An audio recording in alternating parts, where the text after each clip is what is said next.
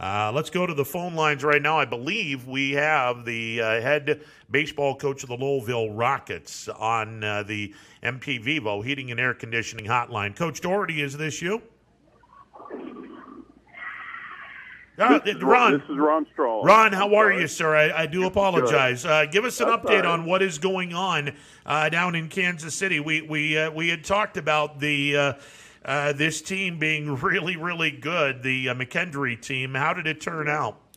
Yeah, it's not turning out very well for us. I mean, sometimes in this sport, our kids are bowling really well, and actually I think we would have won the matches against the other two teams that are bowling on other lanes. But unfortunately, today we're matched up against McKendree, and they had won the national championship 3 years ago. But they sometimes it's more about how good the other team is on that day. And right now they're bowling out of their mind. They've got a couple 278 games,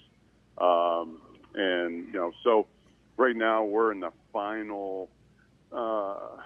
Final Baker's match, and to be honest with you, we're down enough that both teams have put their subs in for those. So that's kind of where we're at, and so we will face the loser of the other match, which is Arkansas State and Nebraska. We'll face them later on here today. I think it's 4 o'clock Eastern time, 3 o'clock Central. Okay. Because this is double elimination here in the Final Four. Yeah, and look, I mean, I had made mention the first 5 frames in the regular bowl off, where all 5 kids bowl one game. Through the first 5 frames of game number 1, now that's 25 frames if you multiply the 5 players by the 5 frames that they're bowling each. Through the first 25 frames, this team had marked either a spare or a strike in 24 of the 25 frames possible, and 2 of those kids had a perfect game through 7 frames. I mean, it was ridiculous to see just how talented this team was. Yeah, no, McKendree's really good, and like I said, we're taking their best punch today. So whether it was us or anyone else in the country, quite honestly, they were going to get a win here today. I think I sent someone a text. I think through 4 frames, they had 17 strikes out of 20 frames. So they're really good, and they really. What's amazing is, these are long matches, and a lot of times there's ebb and flow, and sometimes you get some momentum, and sometimes you lose it. But they kept the momentum the whole way through this thing. Yeah. Well, again, our kids showed up and competed. Probably competed well enough to beat any other normal team, but not McKendree today. Well, look, best of luck in the losers bracket. The Penguins will take on the loser of Arkansas State and Nebraska. And again, just win 2 matches, and you're in the national championship game. And hopefully we get a little revenge on McKendree when it counts. And that would be the national title game.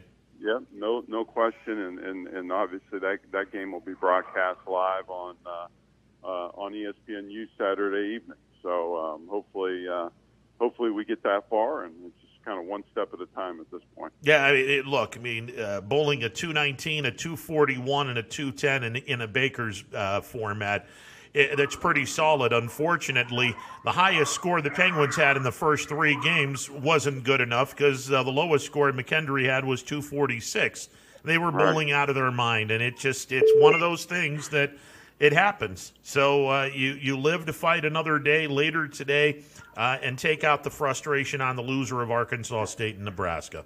That's the plan. We're proud of these kids, and they showed up here today, and I'm sure they'll show up this afternoon. Hey, Ron, thanks for the update. We appreciate it, sir. No problem, Ron. Thank you. All righty. Ron Strollo in Kansas City for the national semifinals going on right now in the Final Four, double elimination Final Four tournament for the Women's Bowling Championship. Again, the Penguins lose today to McKendree. They'll go into the losers bracket, and they'll take on the loser of the Arkansas State-Nebraska game, which is going on right now. The losers bracket will start, I believe, Ron said, at 4 o'clock this afternoon. Whoever wins that contest would then take on the loser of the McKendree match where they face the winner of this morning's match between Arkansas State and Nebraska. So if the Penguins were to win in the first round in the losers bracket, they would then take on the loser of the McKendree match against the winner of this morning's Arkansas State and Nebraska match. If the Penguins were to win 2 consecutive matches in the losers bracket, they would be then in the national championship game against whoever survived the winners bracket. And right now, McKendree, the number 1 ranked team in the country, is 1 win away from being that team that would go into the national championship game undefeated. And again, if the team goes into the national championship game undefeated, then you must beat that team 2 times in order to win a championship coming out of the losers bracket. All right, let's talk some baseball. The head baseball coach of the Lowellville Rockets, Dan Daugherty, joining me. Dan, how are you today, sir? Hey, I'm good. Thank you for having me on. Well, thank you very much. And let's talk some baseball. Lowellville out of the Mahoning Valley Athletic Conference Scarlets here. Talk a little bit about the season to this point and how you guys are playing to this point, Coach. Yeah, so we have started off a little slow right now. We are 0-5. We've had some close games that we've dropped 2 one-run games, 1 to Camel, 1 to Jackson Milton. So it's, it hasn't been quite the start that we've wanted, but there's definitely some bright spots. Our pitching's done well. There's been games where the fielding's been really solid. Our bats are kind of lagging behind right now, which, I guess is to be somewhat expected, with, just starting the season off. Typically you'll see the pitchers a little bit ahead of the game. But, the weather's been nice. We're getting a lot of games in, and, the whole slow start, with the bats is kind of running out. So we got a few things to work on, but, with a really young team, we're playing, we got 3 seniors, 2 juniors, let's see, and we're heavy on the sophomore class. So, there's going to be that learning curve with no JV team. We're bringing guys right to the varsity level. So, some of this you got to be a little bit patient with and, just kind of keep improving. But, yeah, 0-5 here to start things off. Dan, obviously last year was a year that everyone can forget about with COVID destroying the spring season. And obviously, your senior class, the last time they played baseball, they were sophomores. The junior class, last time they played high school baseball, they were just freshmen. And the sophomores and freshmen, this is their first go-around of high school baseball.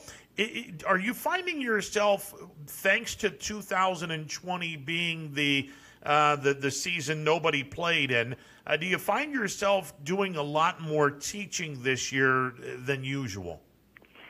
Yeah, absolutely. And that's kind of something that me and our coaches talked about. Really, we kind of saw that early in the winter with different, whether it would be hitting or workouts, open gym type things.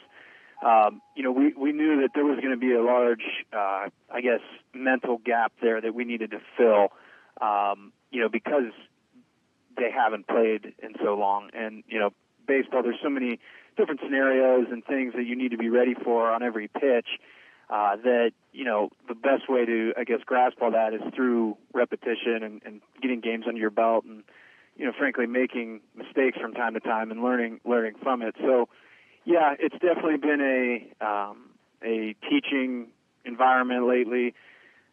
We've spent days on the whiteboard, almost like football or basketball, kind of just drawing up, the 9 fielders and, from all aspects of the game. If the ball's hit here, here's where we need to back up. Here's where we need the cuts.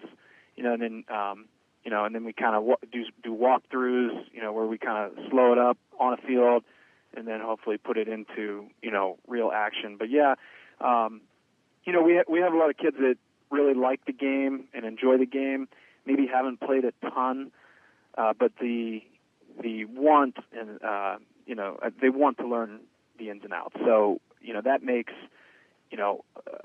things a little bit easier. It's not always going to be perfect, but knowing that we got kids that want to know and want to learn and want to get better, has made this teaching year, like you said, easier.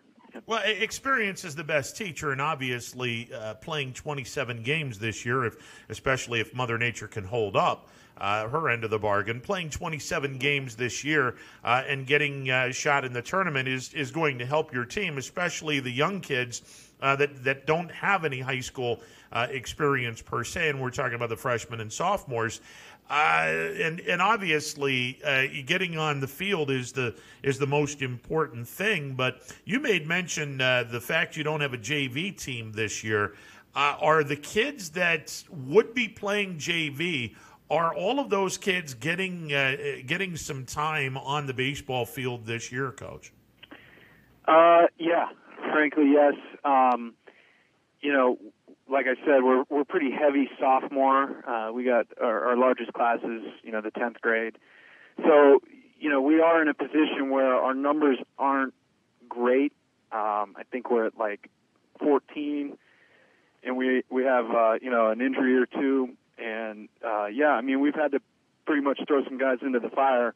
I think some of that we were planning for, but, that's just kind of part of the learning curve that we're dealing with, being one of the smaller schools, that's something you just got to deal with and, try to make the most of. But, yeah, a JV team would be great, just to get those repetitions in. But, there's also some good stuff about getting, these young guys varsity experience by the time they, get into junior, senior year. They've already been there, and they've seen the good pitching. They've, won or lost close games. They know, what it's going to take by the time they get, into the upper classes. Dan Daugherty, the head baseball coach of the Lowellville Rockets, joining me on the MPVivo Heating and Air Conditioning Hotline. Heavy sophomore class, but let's talk about the seniors. They provide the leadership. Let me hear some of these seniors that you've been relying on this year, Coach. Yeah, so there's three seniors. We got our starting catcher, Cole Banofsky. He's a three-sport kid.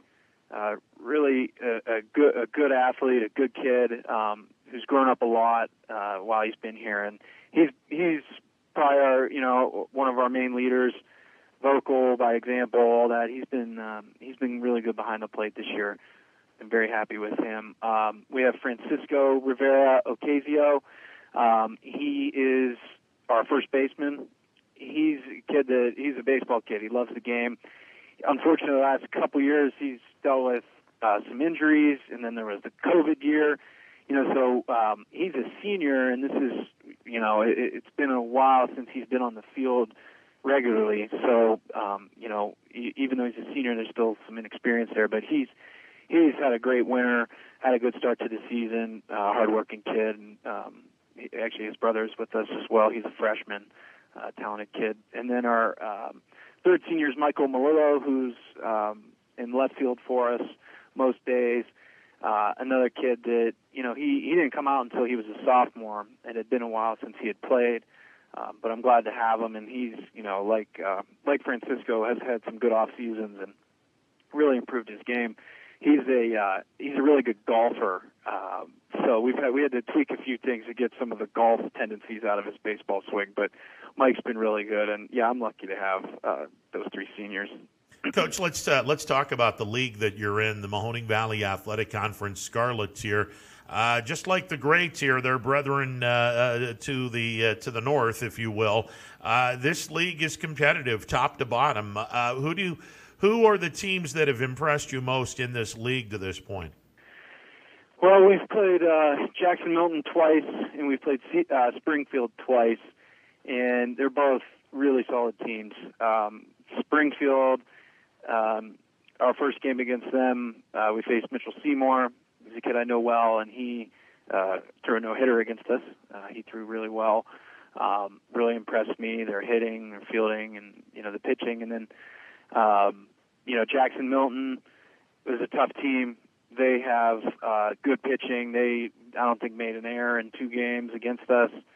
The first game was 1-0, really well-pitched game from our guy, our one sophomore, Ricky Palumbo, and their pitcher. his name's escaping me at the moment, but Mason Robinson. So that was a 1-0 pitcher's duel early in the week, and then we had them Tuesday, and they got us pretty good down at Cene. So Jackson Melton's good. I mean, honestly, all these teams are really quality. We got Waterloo coming up next week. I know they're well coached. Sebring's coming up, McDonald, Ridge, and Western Reserve. Teams that, it doesn't matter if you're getting them on the Monday or Tuesday of the game weeks. They're going to have, at least two pitchers that can, throw strikes. They're going to bring it, probably not some off speed. So we're going to have to adjust here pretty quick because the schedule doesn't get any easier. You get to play your home games at Cene Park in Struthers, the beautiful three-field complex that the Cene family built just across the street, literally across the street from Astro Shapes in Struthers. Gorgeous facility for you guys. Yeah, we are so lucky, and I've been saying that since this will be my, I guess, third year doing this as the baseball coach. I'm a teacher at Lowellville, and we are very lucky to have Cene Park, and just in terms of other teams want to come there. It's a privilege for all of us to play there. So sometimes you end up getting more home games than perhaps some other schools. Just things get switched around or rain out or somebody's field isn't ready. Then we can go down there. Also, practices. It's 3 minutes from our school, so it's we've been outside a lot this year. Cene Park's great. Bob Beam, Steve Leslie, everybody down there is just great to work with. I've been very lucky, and the communication's been great. And our other kids, the other students of the school like to come out to the games, and they get the music on field one and the concession stand and everything. So it's helped our program a lot. I really am happy with playing our home games there. Dan Daugherty, the head coach of the Lowellville baseball team, joining me on the MP Vivo Heating and Air Conditioning hotline. One of the things that Cene Park has, the batting cages, and Skip, you've been talking about how the team has struggled a little bit hitting the ball, and not too many teams have the pitching machines where you can not have anybody throw the ball, but rather put a ball into a pitching machine, let them hit the ball.